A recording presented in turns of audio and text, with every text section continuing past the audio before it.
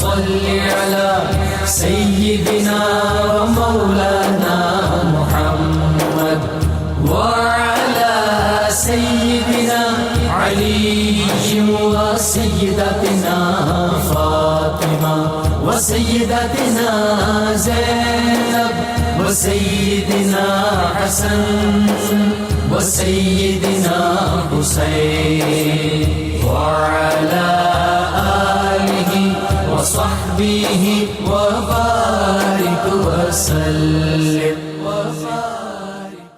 اللهم صل على سيدنا ومولانا محمد صاحب التاج والمعراج والبراق والعلم دافع البلاء والوباء والقحط والمرض والألم اسمه مكتوب مرفوع مشفوع منقوش في اللوح والقلم سيد العرب والعجم اسمه مقدس معطر مطهر منور في البيت والحرم شمس الضحى بدر الدجى صدر العلا نور الهدى كهف الورى مصباح الظلم جميل الشيم شفيع الأمم صاحب الجود والكرم والله عاصمه وجبريل خادمه والبراك مركبه والمعراج سفره وفوق سدرة المنتهى مقامه وقاب قوسين مطلوبه والمطلوب مقصوده والمقصود موجود سيد المرسلين خاتم النبيين شفيع المذنبين أنيس الغريبين رحمة للعالمين راحة العاشقين مراد المشتاقين شمس العارفين سراج السالكين مصباح المقربين محب الفقراء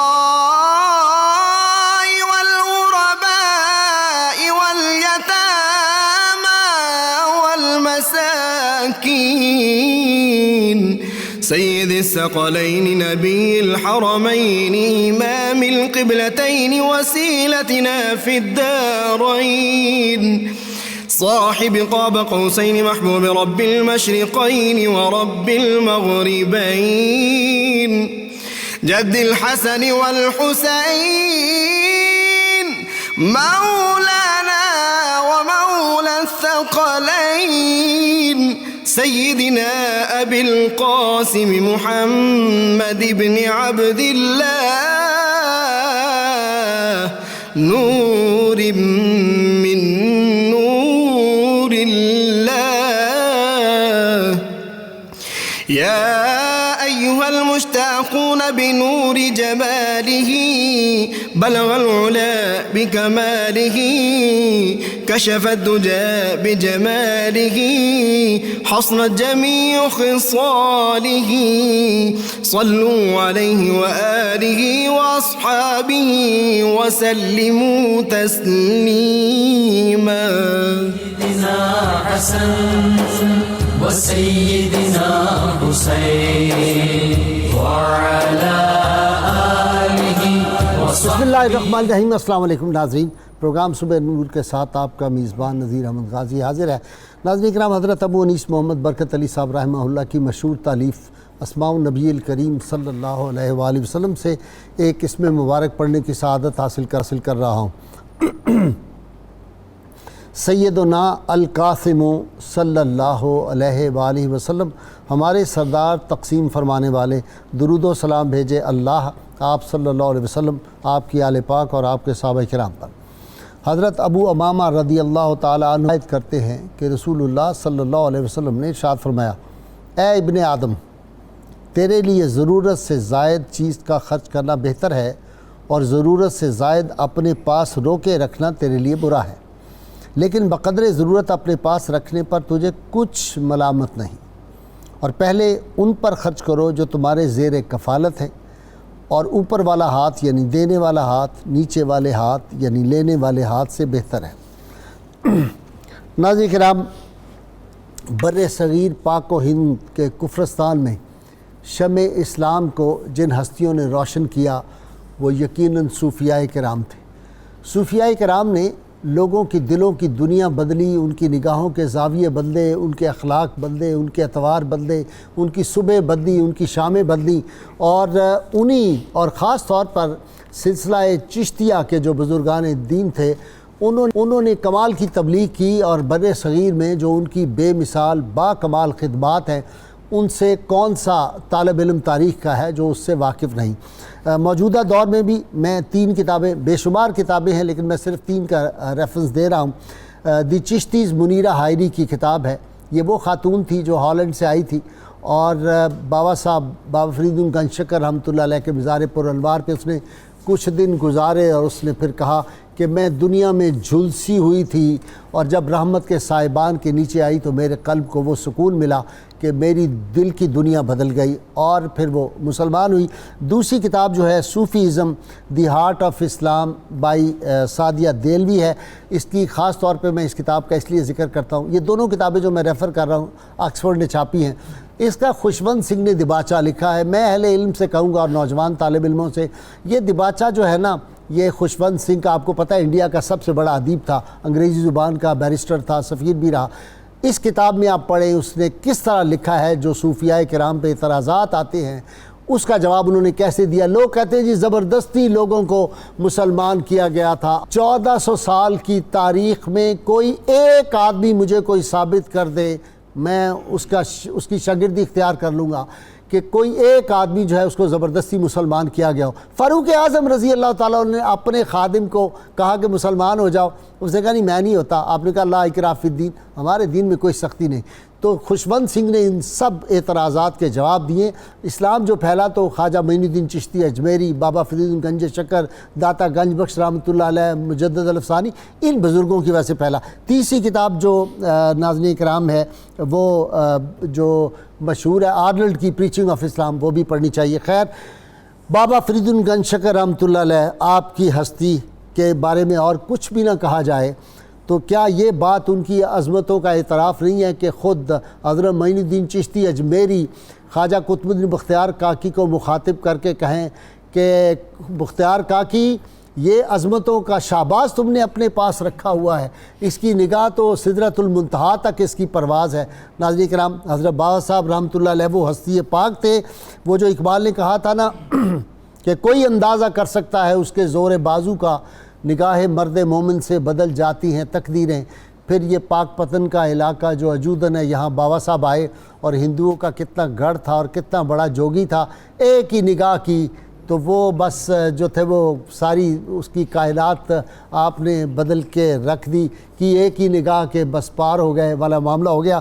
آپ نے ذروں کو آفتاب بنایا، سنگ ریزوں کو سونا بنایا، اور پانی پہ چل کے دکھایا، اور پھر آپ کے نزدیک مٹی اور سونا برابر تھے، ہاتھ لگاتے تھے مٹی سونا بنتی تھی، لیکن اس کے باوجود فقر و فاقہ کی کس طرح انہوں نے زندگی اختیار کی، بادشاہوں کے درباروں سے دور رہے، بادشاہوں نے آ کے دولت آپ کے سامنے ڈھیر کر دیا، غریبوں میں تقسیم کر دیا، جائیداد واپس کر دی، کہا ہمیں تو بس 6 فٹ جگہ قبر کی چاہیے، ہمیں ان چیزوں کی ضرورت نہیں ہے۔ ڈاکٹر صاحب آپ سے ابتدا کر رہا ہوں، ڈاکٹر آپ کا اس میں گرامی مسعود تھا اور لقب گنج شکر ہوا، اور اولیاء امت نے، تمام سلاسل کے بزرگان دین نے آپ کی عزت و عظمت اور آپ کی زہد و عبادت کو دیکھ کے آپ کو زہد الانبیاء کا لقب بھی دیا ہوا۔ سبحان اللہ۔ یعنی حضرت بابا صاحب میں زہد، ورع اور تقوی کا وہ مقام ہے جو ہم انبیاء علیہ السلام کی سیرتوں میں دیکھتے ہیں۔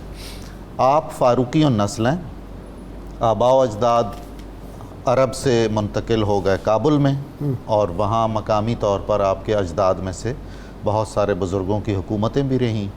پھر فتنہ تاتار ہوا، چنگیزیوں کے فتنوں میں ظاہر ہے لوگ ادھر ادھر گئے، تو آپ کے آباء و اجداد بھی یہاں بر صغیر آ گئے۔ لاہور آئے سب سے پہلے، پھر کچھ عرصہ قصور رہے، اور پھر ملتان کے نواح میں ایک جگہ کوٹھے وال ہے، وہاں منتقل ہو گئے۔ حضرت بابا صاحب کا زمانہ 6 اور 7ویں صدی ہجری بنتا ہے، یہ 12ویں اور 13ویں صدی عیسوی بنے گی۔ ٹھیک، زیادہ عرصہ آپ نے تقریباً 70 برس کا عرصہ آپ نے 7ویں صدی میں گزارا ہے، ٹھیک، اور 25 سال کے قریب پہلی صدی میں، 6 میں۔ یہ کئی حوالوں سے بہت ہی اہم اور حساس زمانہ ہے۔ سیاسی سطح پر پورے عالم اسلام میں ہمیں ایک انتشار دکھائی دیتا ہے، اور بہت زیادہ حملے بیرونی طاقتوں کے، اور ایک بے چینی اور بے امنی کی فضا دکھائی دیتی ہے۔ اس کے ساتھ ہی جو اللہ تعالیٰ نے انتظام فرمایا ہوا ہے، جس کو ہم حسن انتظام اس کا کہتے ہیں، اس کی تدبیر کا، ہر خطے میں پورے عالم اسلام میں ایک سے بڑھ کر ایک صوفی بزرگ موجود تھے، جن کے آپس میں مراسم بھی تھے، تعلقات بھی تھے، اور انہوں نے مل کے پھر وہ تقویت پہنچائی، یعنی اسلام کے مورچے بنے ان کی جو خانقاہیں تھیں۔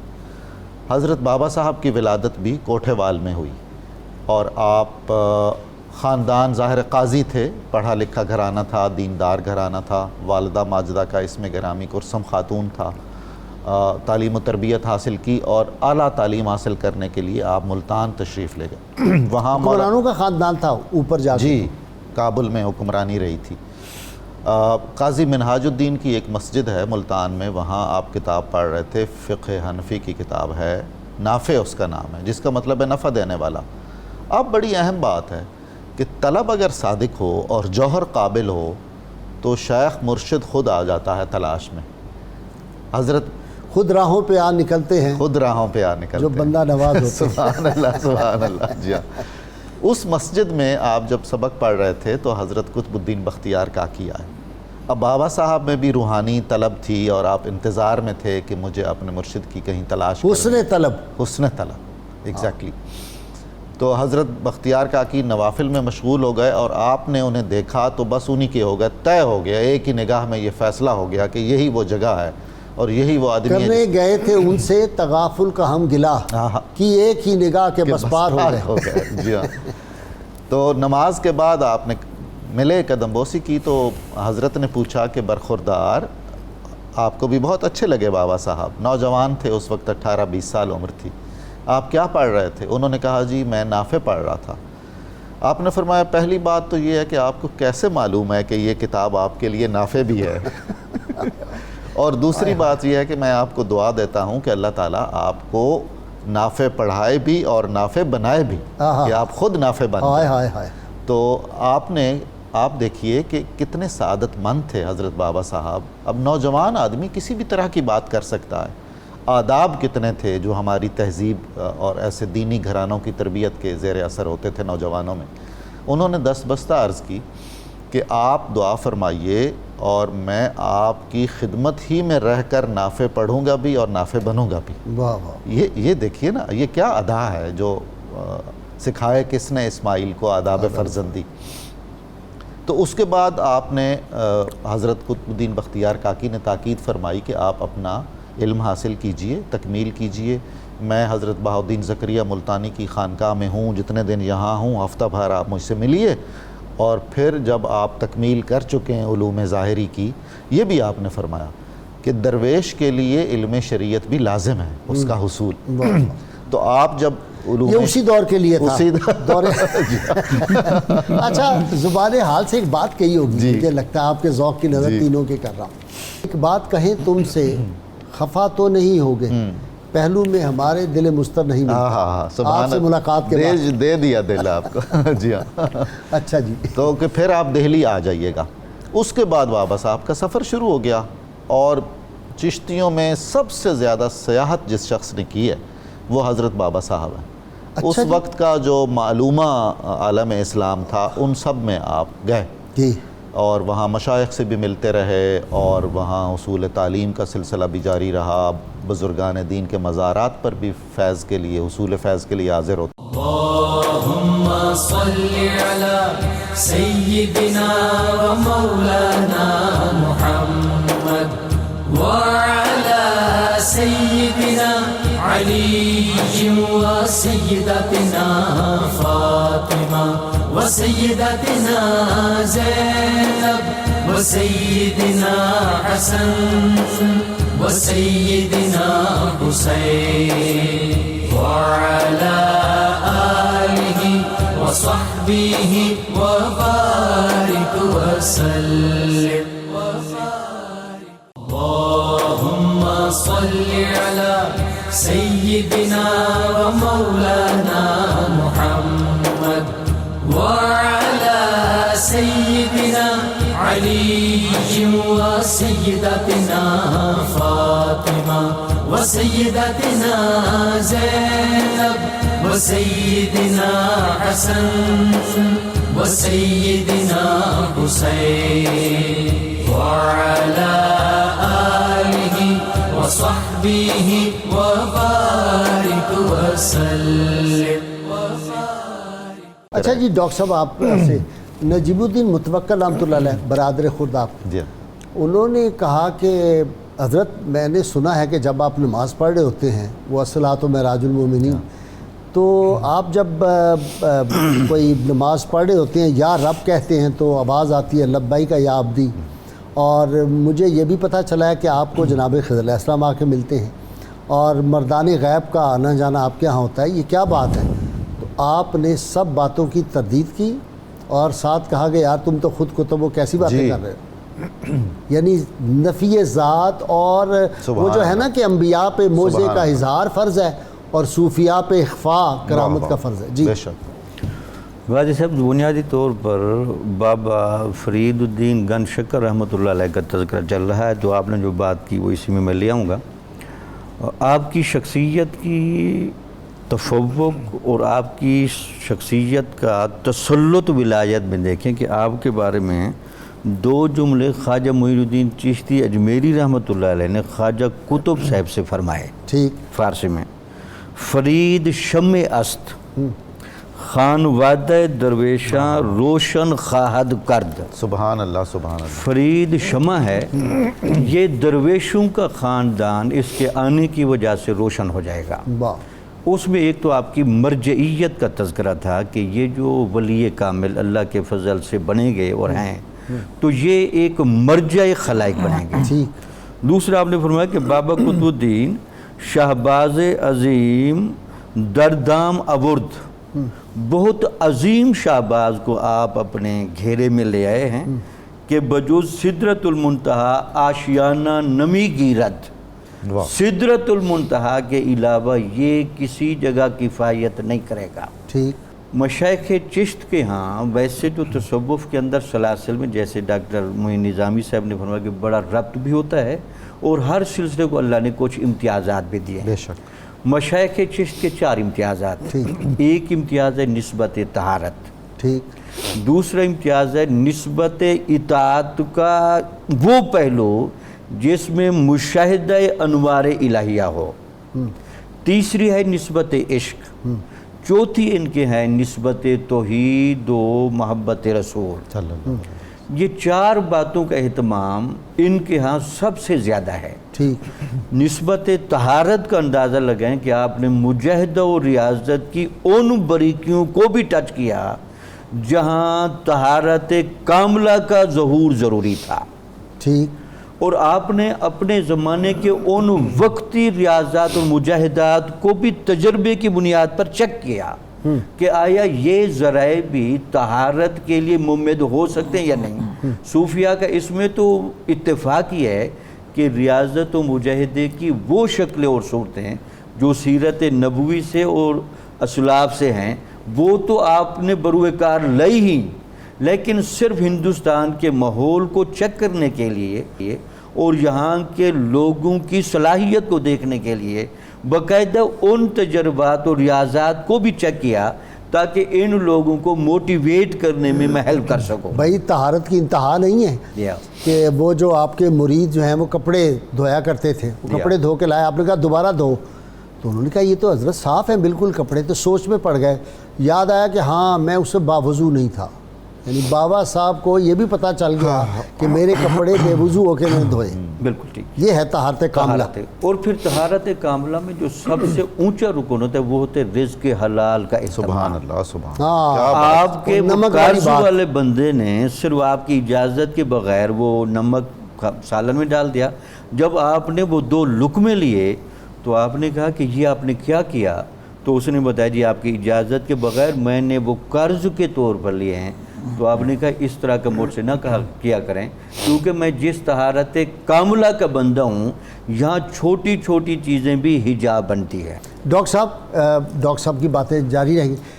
3 دن طے کا روزہ ہے, سبحان اللہ, شدید بھوک ہے, سبحان, باہر سے کھانا آیا, آپ نے کھا لیا, اسی وقت طبیعت خراب ہوئی, وہ قے نکال دی. تو خواجہ قطب الدین بختیار کاکی نے فرمایا کہ ہاں یہ ٹھیک ہوا, وہ ایک شرابی کے گھر سے کھانا آیا تھا بے شک ایسا, اور آپ کے اندر رہتا تو بڑی خرابی پیدا ہوتی. پھر طے کا روزہ, کمال ہے جی, اتنے روزے. حضرت بابا جی رحمۃ اللہ علیہ کا ایک لقب ہے زہد الانبیاء. انبیاء کرام کا زہد اور تقوی آپ کی شخصیت میں جمع کر دیا گیا تھا. جن دنوں میں آپ نافع پڑھا کرتے تھے اور حفظ قرآن کرتے تھے مسجد میں, ان دنوں میں ہر رات میں ایک قرآن مجید ختم کرتے تھے. اتنا تقوی تھا.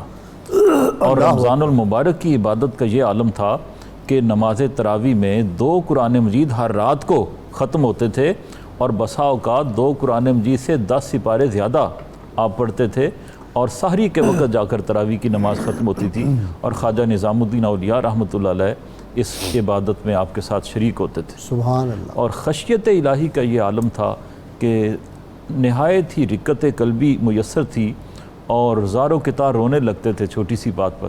سماع سنتے تو بے خودی کی کیفیت طاری ہو جاتی. اور دنیا سے اس قدر آپ نے منہ موڑ رکھا تھا کہ لنگر میں انواع و اقسام کے کھانے پکتے تھے, طرح طرح کے کھانے اور نعمتیں مہمانوں کو میسر ہوتی تھیں, لیکن خود اپنا روزہ ہمیشہ جو دائمی روزہ تھا وہ شربت کے چند گھونٹ پی کر افطار کیا کرتے تھے اور کبھی کبھار گھر سے روٹی کے چند ٹکڑے کھانے کو ملتے اور پھٹا پرانا لباس پہن کر مطمئن ہوتے تھے. ایک مرتبہ کسی مرید نے نیا کرتا آپ کی بارگاہ میں پیش کر دیا تو آپ نے وہ پہن تو لیا لیکن فرمانے لگے کہ نئے متوکل کو دے دیا, فوراً چھوٹے بھائی کو کہا تم پہنو. نئے کرتے میں وہ ذوق میسر نہیں جو پرانے کرتے میں تھا. استغنا کا عالم دیکھیے کہ وقت کا حکمران سلطان ناصر الدین محمود آپ کی بارگاہ میں یہ التتمش کا بیٹا ہے جی, ناصر الدین جو ہے, تو بڑا متاثر ہوا آپ کی خدمت دین دیکھ کر, آپ کا NGO دیکھ کر, آپ کی تربیت کا نظام دیکھ کر. عوارف المعارف کا سبقن درس دے رہے ہیں تو انسان دوستی کی عظیم مثالیں قائم کر رہے ہیں. وہ واپس گیا تو اس نے اپنے وزیر غیاث الدین بلبن کے ذریعے 4 گاؤں کا فرمان لکھ کر آپ کی نظر کیا اور ہدیتاً بہت ساری نقد رقم پیش کی. اس کا مطلب ہے کہ 400 مربع. جی ہاں, آپ نے سارا کچھ واپس کر دیا اور فرمایا کہ یہ ہمارے خواجگان کی رسم نہیں ہے. ہائے ہائے, یہ اگر میں قبول کر لوں گا تو لوگ مجھے درویش نہیں سمجھیں گے, مالدار سمجھیں گے. واہ واہ. کشف و کرامت کا یہ عالم تھا کہ فوراً حاضر بارگاہ ہونے والے آدمی کے اندر اتر جاتے تھے اور جہاں مرض ہوتا اس مرض کو تلاش کر کے غیر محسوس طریقے سے اس کی تربیت کرتے. ڈاکٹر صاحب یہ لطیفہ اب ڈاکٹر نوید نے یاد کروا دیا. جی. وہ ایک آدمی جو تھا کسی جگہ کا ڈپٹی کمشنر, اس نے آپ کے ایک مرید کے ہاتھ کچھ نظر بھیجی, 100 روپے بھیج دیے, اسے 50 جیب میں ڈال لیے. جب پہنچے تو آپ نے کہا بڑا انصاف تم نے کیا بھائی, برابری. جی ہاں, جی ہاں. لیکن آپ دیکھیے کہ اسی شخص کو اس کی اتنی تربیت کی کہ اسے اپنا پھر خلیفہ بنایا. شیخ عارف سیوستانی وہ ان کا نام ہے. اور پھر وہ پہلے معلومہ حد تک سب کانٹیننٹ سے جو چشتی مرکز قائم ہوا ہے سرزمین عرب میں, وہ شیخ عارف سیوستانی وہی تھے. اچھا وہی, اچھا جی. یہ ڈاکٹر صاحب ذرا شعر جو ہے نا, ہر کے در بندے نام و آوازہ است, جی, خانہ او بیرون دروازہ. سبحان اللہ, سبحان اللہ. جو شخص بھی اپنی نام و نمود چاہتا ہے, اپنی شہرت چاہتا ہے, وہ یوں سمجھے کہ معرفت کے اور روحانیت کے شہر کی فصیل سے باہر رہتا ہے, اس کا گزر نہیں ہوتا. حضرت خواجہ نظام الدین اولیاء فرماتے تھے کہ نوجوانی میں جب میرے دل میں طلب جاگی، تازہ ہوئی، تو میں سمجھتا تھا کہ کشف و کرامت بہت عجیب و غریب چیز ہے، اور یہ ایسا عظیم مرتبہ ہے جہاں تک پہنچنا کمال ہے۔ کہتے بابا صاحب کی خدمت میں حاضر ہوا تو پتہ چلا کہ کشف و کرامت سے تو زیادہ بے معنی اور حقیر چیز ہی کوئی نہیں، جہاں ہر بات ہی کشف ہے اور ہر بات ہی کرامت ہے۔ آپ نے فرمایا کہ حضرت بابا صاحب کے بعض ارشادات اور جملے 30 سال بعد 40 سال بعد پتہ چلے کہ آج کے دن کے لیے آپ نے 30 سال پہلے یہ فرمایا۔ وہاں ہندو بھی آتے تھے، جوگی بھی آتے تھے، اور دیگر مذاہب کے لوگ آتے تھے۔ اس پورے خطے میں وہ مذہبی ہم آہنگی کا اور کلچرل اور ریلیجس ڈائلاگ کا پہلا معلومہ سنٹر ہے اجودھن کی خانقاہ، جس کو آپ جماعت خانہ کہا کرتے تھے، کہ ایک ہندو آیا اور کافی لوگ اس کے گرد تھے، وہ بڑی اچھی باتیں کر رہا تھا، وہ بتا رہا تھا کہ بال لمبے کرنے کا یہ آئل لگائیں فلاں فلاں، پھر اولاد کے لیے بھی نا کچھ، وہ تو نوجوان دراویش اکٹھے ہو گئے، میں بھی سن رہا تھا، تو بابا صاحب نے مجھے پکڑا، آپ نے فرمایا تمہیں تو اس کی ضرورت ہی نہیں پڑے گی۔ اور پھر یہ کہ چونکہ حضرت خواجہ نظام الدین اولیاء نے شادی نہیں کی، تو آپ فرماتے تھے کہ مجھے اندازہ ہوا کہ حضرت شیخ نے پسند نہیں فرمایا کہ میرے وہ 2 منٹ بھی ضائع ہوں اور اس شخص کی باتوں سے میں متاثر ہو جاؤں۔ اچھا جی، بال سے پھر آ گیا تو بات بڑی خوبصورت کہ ایک دن آپ کنگھی کر رہے تھے ڈاڑی شریف میں، ایک بال گر گیا، جی بالکل، خواجہ صاحب نے اٹھایا، خواجہ نظام پاک نے کہا حضرت اجازت ہے اس کا تعویذ بنا لوں، تو وہ دلی جا کے لوگوں کو جس کی کوئی بھی حاجت ہوئی کہتے ہیں ادھارا دے رہا ہوں، جب تمہارا کام ہو جائے واپس کر دو۔ ایسا ہے، اور فرماتے تھے کہ جب کسی کا کام ہو جانا ہوتا تھا تو وہ بال مبارک بآسانی مجھے مل جاتا تھا، اچھا، اور جب کسی کی مسئلے میں اڑچن ہونی تھی تقدیر کی وجہ سے تو وہ میں نے سنبھال کے رکھا ہوا تھا وہ بال مبارک، تو وہ مجھے ملتا نہیں تھا، مجھے اندازہ ہو جاتا تھا کہ اس کا کام نہیں ہونے والا، تا آ کے وہ ایک شخص لے گیا اور پھر وہ تلاش بسیار کے باوجود وہ ملا نہیں۔ اللهم صل على سيدنا ومولانا محمد وعلى سيدنا علي وسيدتنا فاطمة وسيدتنا زينب وسيدنا حسن وسيدنا حسين وعلى آله وصحبه وبارك وسلم اللهم صل على سيدنا ومولانا محمد وعلى سيدنا علي وسيدتنا فاطمة وسيدتنا زينب وسيدنا حسن وسيدنا حسين وعلى آله وصحبه وبارك وسلم۔ بابا صاحب رحمۃ اللہ علیہ فرماتے تھے کہ رحمت کونین صلی اللہ علیہ وسلم کی بارگاہ علی قدر میں جو بھی آیا وہ کیا کیا نہیں ملتا دو جہاں کو تیرے در سے، ایک لفظ نہیں ہے کہ تیرے لب پہ نہیں ہے۔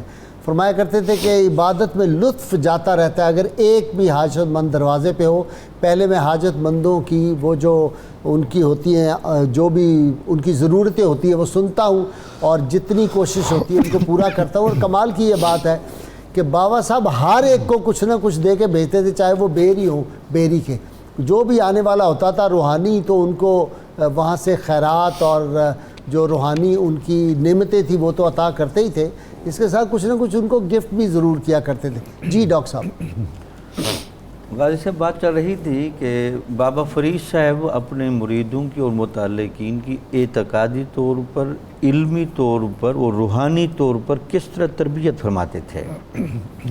جہاں تک تعلق ہے عقیدے کا، تو عقیدے میں آپ ایک بڑی مشہور کتاب تھی تمہید ابو شکور سالمی، جو حسن اتفاق سے ہمارے سلیبس کا حصہ نہیں، اور یہ عقیدے میں بڑی مستند کتاب ہے۔ صحیح، خواجہ نظام الدین اولیاء کہتے کہ انہوں نے وہ مجھے پڑھائی، میری علمی تربیت کے لیے مجھے کچھ پارے قرآن مجید کے حفظ کروائے، اس کے بعد میری روحانی تربیت کے لیے علمی طور پر مجھے عوارف المعارف پڑھائی، وہ کہتے ہیں کہ جب آپ عوارف المعارف پڑھاتے ہوئے محبت الہی اور محبت رسالت مآب کے مضامین پڑھاتے تھے تو ایسی عجیب کیفیت آپ پر طاری ہوتی تھی کہ اس سے عشق الہی کا اور عشق رسالت کا وہ جوش، وہ ولولہ اور لگن طالب علم میں پیدا ہوتا تھا. ایک وہی فرماتے تھے کہ لگتا تھا کہ کان کے ذریعے شہد کے قطرے ہیں جو قلب پہ ٹپکا رہے جا رہے ہیں.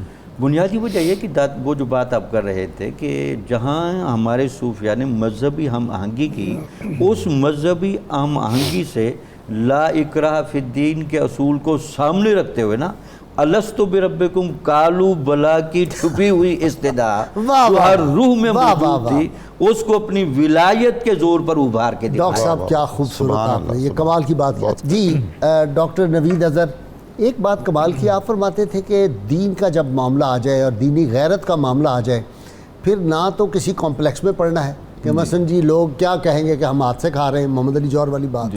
تو بابا صاحب نے کہا کہ جب تم اہل سرمایہ داروں کی محفل میں جاؤ اور اہل اقتدار کی محفل میں، دونوں کو مینشن کیا، تو وہاں کمپلیکس میں نہ پڑھنا کوئی دین کا کام کرتے ہوئے. اٹھ فریدا وضو ساز صبح نماز گزار، جو سر سائیں نہ نوے سو سر کابو تار. بابا فرید شکر گنج رحمۃ اللہ تعالی ترجمہ فرما دیں ذرا ناظرین کے. جی ہاں، پنجابی کے پہلے شاعر ہیں. فرماتے ہیں فرید اٹھو، صبح کی نماز کی تیاری کرو، وضو کرو اور نماز فجر ادا کرو. وہ سر جو مالک کے سامنے سجدہ ریز نہیں ہوتا اس کو اتار کر پھینک دو. واہ واہ واہ واہ. تو ستا رب جاگدا تیری ڈاڈے نال پریت، کالے مینڈے کپڑے تے کالا مینڈا ویش، گناہی بھریا میں پھراں تے لوگ کہن درویش.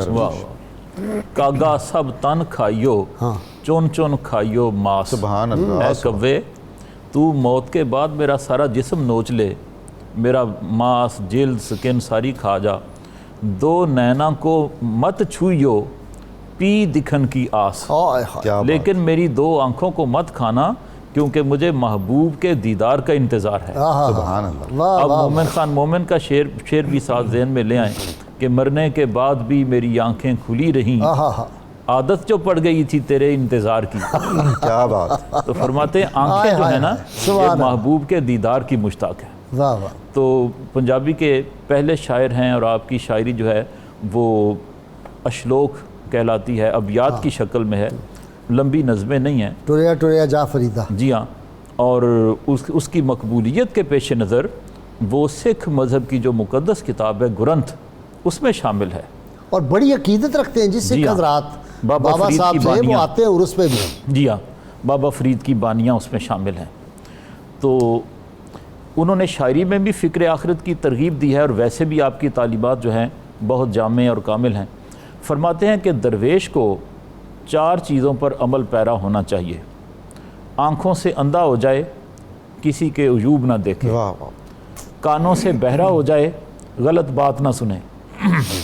زبان سے گونگا ہو جائے، غلط بات اس کی زبان سے نہ نکلے. اور پاؤں سے لنگڑا ہو جائے، غلط راستے پر نہ چلے، نفس کے پیچھے نہ چلے. اگر یہ 4 خوبیاں درویش کے اندر ہیں تو پھر وہ درویش ہے، ورنہ دروغ گو ہے.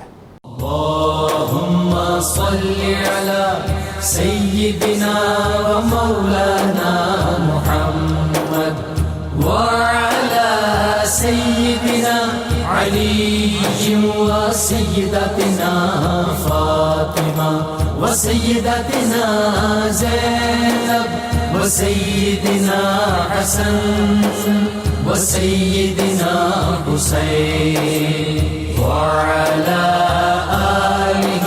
وصحبه وبارك وسلم.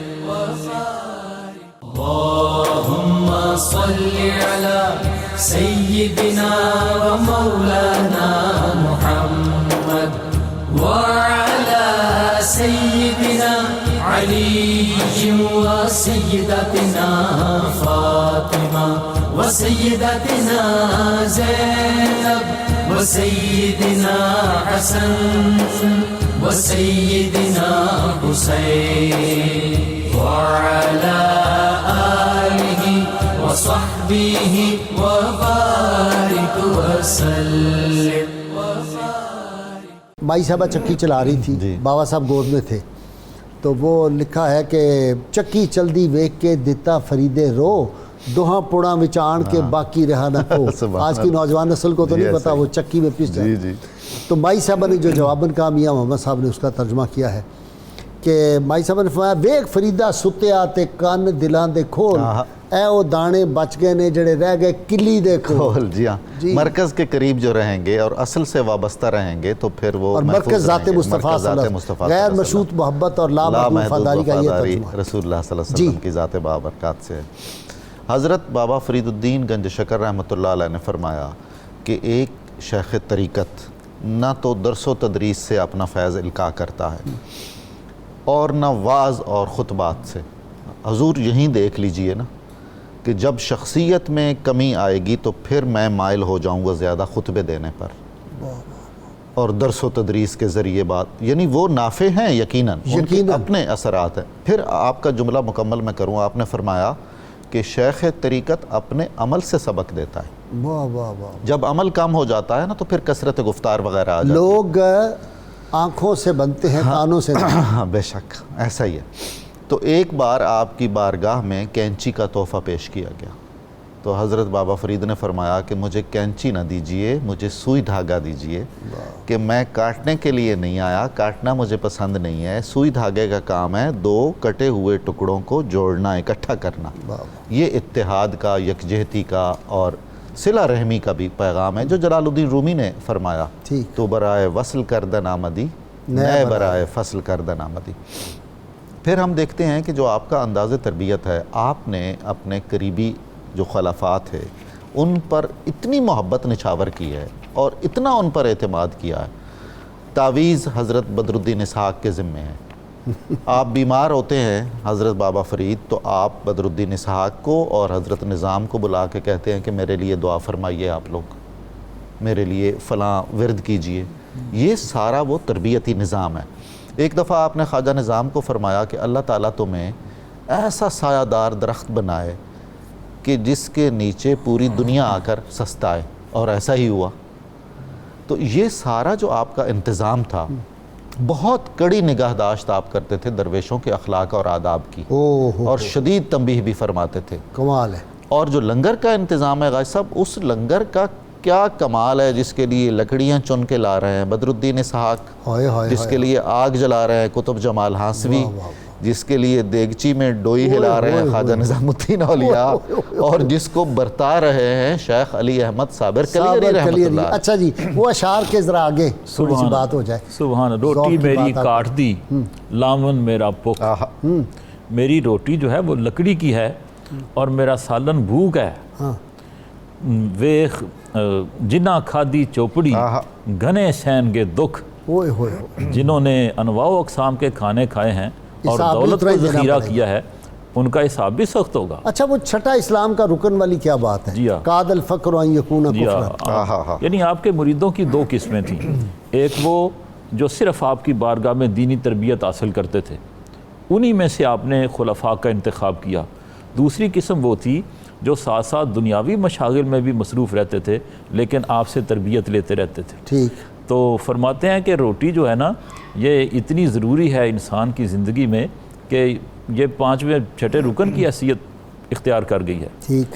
لیکن آپ کا استغنا دیکھیں کہ آپ دوسروں کو تو نوازتے تھے، جو بھی پاس ہوتا تقسیم کر دیتے، لیکن خود فقر و فاقہ میں زندگی بسر کی۔ اور عظمت انسانی کا جو آپ کی شاعری میں پیغام ملتا ہے وہ بہت بڑا ہے۔ انسان دوستی کی عظیم مثال آپ کے کردار میں نظر آتی ہے۔ فرماتے ہیں من نیم واللہ یارا من نیم، میں نہیں ہوں، خدا کی قسم میرے دوست میں نہیں ہوں، جانے جانم سر سرم من نیم، میں تو محبوب کی جان ہوں، میں تو محبوب کے رازوں میں سے ایک راز ہوں، میں نہیں ہوں، میرا وجود کہاں ہے، میں تو اللہ تعالیٰ کے رازوں میں سے ایک راز ہوں۔ فنا فلا کی منزل پہ پہنچے ہوئے۔ نور نورم نور نورم نور نور من چراغ پنبو روغن نیم، میں ذات الہی کا نور ہوں، میں ذات الہی کا نور ہوں، میں نور ہوں، میں چراغ نہیں ہوں، میں تیل نہیں ہوں، روغن نہیں ہوں، اوست اندر سر من ظاہر شدہ. واہ. آخری شعر میں ساری نظم کو کھول دیا. فرماتے ہیں اوست اندر سر من ظاہر شدہ، من نیم مسعود واللہ من نیم. سبحان. وہ جو محبوب حقیقی ہے وہ میری ذات میں جلوہ گر ہے. سبحان اللہ. وہ اس مرتبہ تشبیہ میں میری ذات میں ظاہر ہو گیا ہے، ظہور فرمایا ہے اس نے. اور خدا کی قسم مسعود میں نہیں ہوں، یہ تو میرے محبوب کا راز ہے، میں راز الہی ہوں. خواجہ نظام فرماتے تھے، آپ نے فرمایا ہمیشہ جب آپ کا ذکر کرتے تھے اپنے شیخ کا آنسو آ جاتے. آپ نے دیکھا کہ کوئی ہزاروں کی تعداد میں لوگ موجود ہیں جو دہلی میں خانقاہ خواجہ نظام پہ کھانا کھا رہے ہیں، تو آپ رونے لگے. کسی نے پوچھا کہ حضور کیا آپ کو یاد آیا؟ آپ نے فرمایا مجھے ایک بار پاک پتن سے روانہ ہوتے ہوئے بابا صاحب نے فرمایا تھا کہ میں نے اپنے لیے تو دنیا کبھی نہیں مانگی، تیرے لیے تھوڑی سی مانگی ہے. آپ نے فرمایا یہ تھوڑی سی ہے. دیکھو ہزاروں ہیں لوگ کھانا کھا رہے ہیں، اونٹوں کی قطاریں ہیں جو گرم مسالے اور ساز و سامان کچن کا لا رہی ہیں. یہ بابا صاحب نے میرے لیے تھوڑی سی دنیا مانگی، تھوڑی سی دنیا دی. یہ عالم تھا. ہاں جی. مالک کونین ہیں گو پاس کچھ رکھتے نہیں، دو جہاں کی نعمتیں ہیں ان کے خالی ہاتھ میں. اس بارگاہ پاک میں سرکار مدینہ صلی اللہ علیہ وسلم جب فرمائیں کہ میں اس پہاڑ کو اگر کہوں تو یہ سونے کا بن جائے، وہ بن گئے. بے شک فرمایا نہیں تھا کہ تم سونے کے بن جاؤ، بس اسے اشارہ ہی کیا تو وہ سونے کے بن گئے. آج سونا ہی نکل رہا ہے نا وہاں سے. بالکل ٹھیک. جی. غازی صاحب، یہ جو صوفیاء یا اولیاء ہوتے ہیں بنیادی طور پر یہ مرشد کامل کی زیر تربیت دو چیزوں پر بڑی محنت کرتے ہیں. اعتقادات کو یہ کشف و مشاہدے تک لے جاتے ہیں اور اعمال کو اس درجہ استقامت کے ساتھ بجا لاتے ہیں کہ اعمال کے اندر روحانی تاثیرات ظاہر ہوں. خود لکھتے ہیں بابا صاحب کہ سب سے پہلے جو معشوق حقیقی کو دیکھنا چاہتا ہے وہ مجاہدے کی راہ پر آئے. ٹھیک.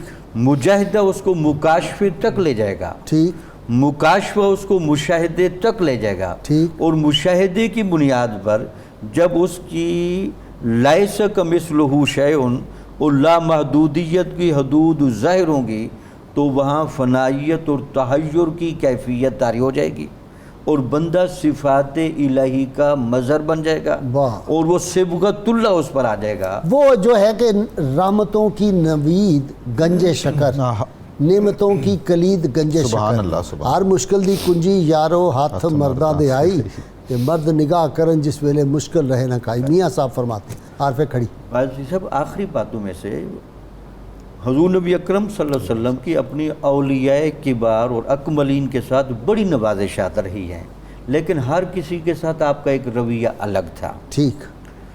ابن عربی جب وصال کر گئے تو اسی رات شہاب الدین سہروردی رحمۃ اللہ علیہ نے حضور نبی اکرم صلی اللہ علیہ وسلم کو وہاں خواب میں دیکھا. تو پوچھا حضور نبی اکرم صلی اللہ علیہ وسلم سے بھئی آپ کا آنا کس لیے ہوا؟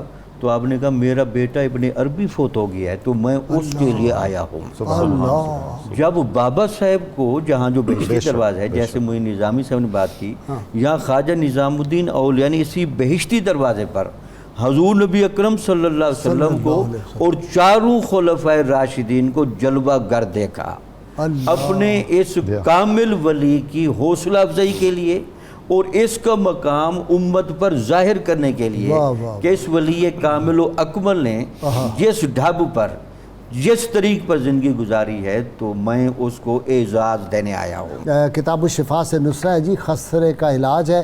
اگر کوئی شخص خسرہ کے مرض میں مبتلا ہو جائے تو 3 یا 5 لونگ یا مونگ پر 3 بار سورہ رحمان پڑھ کر دم کریں اور ان کو چبا کر کھا لیں. انشاءاللہ خطرہ کا مرض ختم ہو جائے گا. شرط یہ ہے کم از کم 11 مرتبہ کوئی بھی درود پاک جو آپ کو عطا ہو ضرور پڑھیں. حضرت باب فدین گنج شکر رحمۃ اللہ علیہ ارشاد فرماتے ہیں جس دل میں اللہ تعالیٰ کا ذکر جاری و ساری رہتا ہے وہ دل ہمیشہ زندہ رہتا ہے اور شیطانی خواہشات اس پر غلبہ نہیں پا سکتی. اللہم صلی علی سیدنا و مولانا محمد وعلی سیدنا علی و سیدتنا فاطمہ و سیدتنا زینب وسيدنا حسن وسيدنا حسين وعلى آله وصحبه وبارك وسلم.